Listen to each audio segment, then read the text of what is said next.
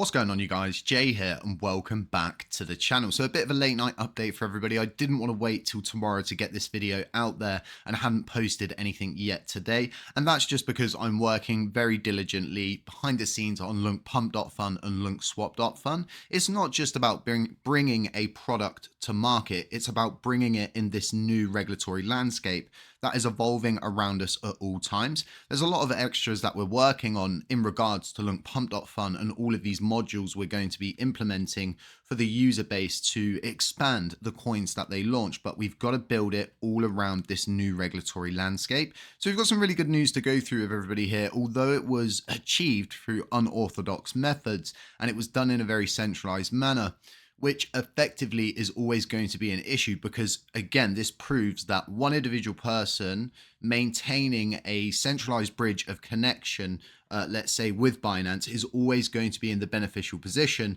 to go in and fix things. This is very, very bad for the overall community, and it really, to me, sends a strong signal as to why we should never empower a centralized body. Effectively, that body can begin to mute different sectors of the LUNC community out, and we are decentralized, and there are a lot of people that have got friction with one another, and they would do everything that they could to mute out the opposite party. I don't think there's ever going to be a day that exists where you could introduce a centralized body comprised of all of the people on chain. There's just too many divisions and too many factions. Anyway, getting on a bit of a side tangent there. Like I said, this is actually really positive news, but from my perspective, it has been achieved through unorthodox methods. And the news itself is that Binance is not going to be delisting USTC from the CEX. This is really positive, and it's a good step in the right direction because now, as you know, per the previous videos, we can see that Binance in the US doesn't list LUNC or USTC. There's specific reasons for this, but as the landscape has changed, as we have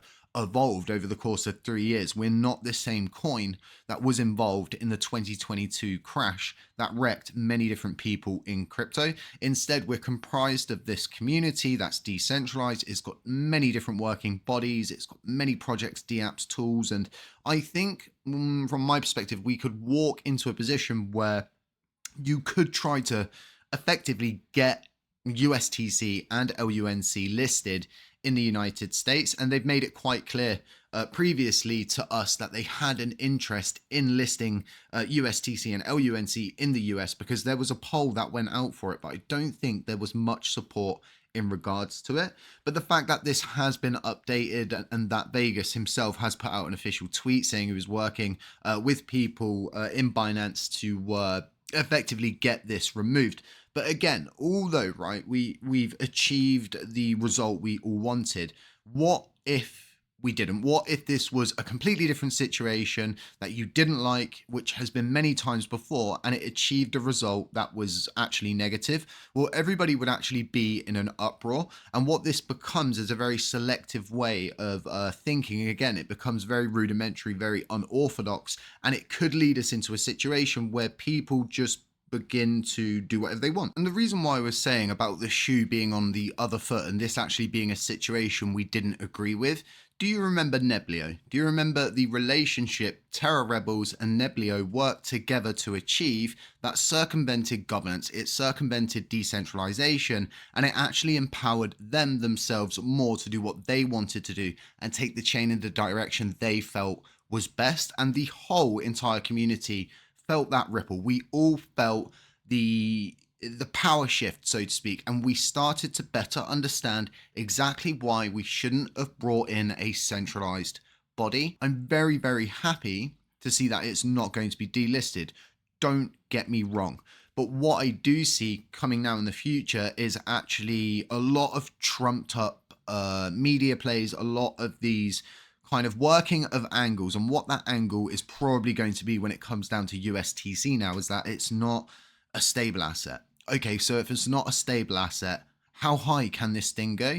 And what we're going to see is a lot of people going, well, you know, it could go to $10 now, it could go for $50, it could go to $100. And a lot of these people simply don't explain the maths to a lot of their viewership, a lot of their community. And the maths are pretty simple. We've got 7.86 billion USTC coins overall in total. You have to ignore the circulating supply. Developers know this best. I'm always lectured on why you should go just on the total supply. So let's just go from the total supply. If we did in fact reach $1, that would mean the market cap is going to be around $7.86 billion, because each coin would be worth $1. And you can work the maths out quite simply from that.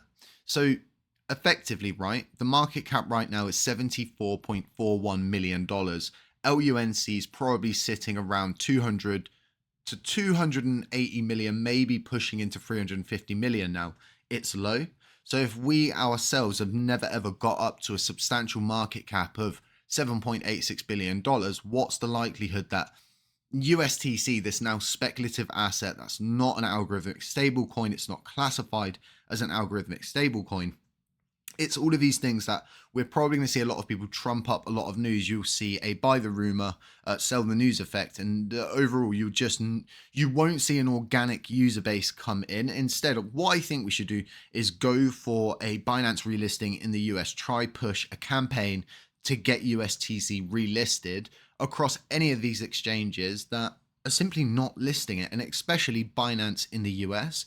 There was a reason why I was very upset seeing Binance possibly delisting USTC on the 31st, and it was because we don't exist in the United States. The European market is what we have when it comes down to USTC. The liquidity books are very low and the trading activity even lower. So we need to understand that we're not a chain that's in a position that can have hiccups at the moment. We can't really stumble and fall.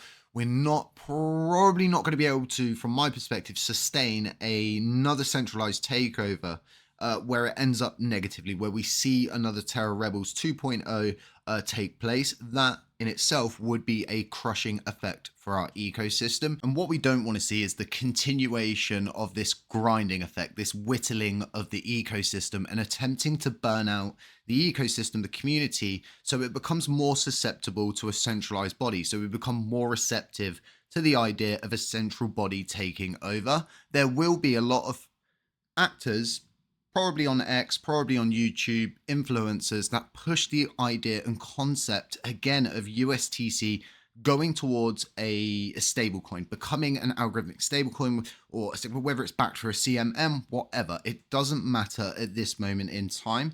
The Genius Act has cleared the Senate Banking Committee. This is going to bring in a completely new rule set for the United States. And this means that you're going to be registered. You're going to need to be approved by the government, being the United States. You're going to need all of the right things in place, and that is going to require a central body. So these people attempting to push USTC towards that idea again, that we must, now that we're not getting delisted, we should figure out a way to become a stable asset again. And that would mean handing over 100% control of USTC, which makes up a good portion of our ecosystem, to a group of people that we may or may not know, that may favor one group over another. They might have their own dark intent for USTC. And there are many people, as we've gone through previously on the channel, that have been whittling at USTC, that are preventing any forward movement, that are working with people like Charles Hoshkin outside of the ecosystem to become the lead of LUNC, to take USTC. These are the things that I'm thinking about, and that's why, although, like I said at the beginning of this video, it's a positive outcome, it might not have been. The shoe might have been on the other foot. It might have been a situation like Neblio again, and it's not always going to work out like this. So yeah, thumbs up, good job, but in the future, I do believe these people will continue to act centralized. They'll continue to harbor and hold their direct connection with CEXs because it benefits them, because they can come in and they can save the day. It's a peculiar situation. We've got all of these regulations coming. And yeah, I think these are all of the motives that are going to be used in regards to USTC. We should, from my perspective, push towards the idea of just maintaining exactly what it is, a speculative asset that makes up a portion of the yield returns on chain. And a lot of people are, oh, what does LUNC even do? Bring your coins from CEX, put them on chain, stake them, and you will not need to dollar cost average into your position anymore. And as that builds up, as you auto compound that, you're going to gain more money. People on LUNC are smart. That's my perspective on things. That's why I stake a lot of my coins on the LUNC chain. But yeah, like I said, be very wary of anybody pushing us back towards the idea that USTC must become a stablecoin. It's just going to mean we hand over control. The rules and regulations are pretty clear, not even in the United States, but also in the European Union. So yeah, let me know what you guys think. Aside that, stay safe, stay humble, have a nice evening wherever you are, morning, afternoon, and I'll catch you in the next one.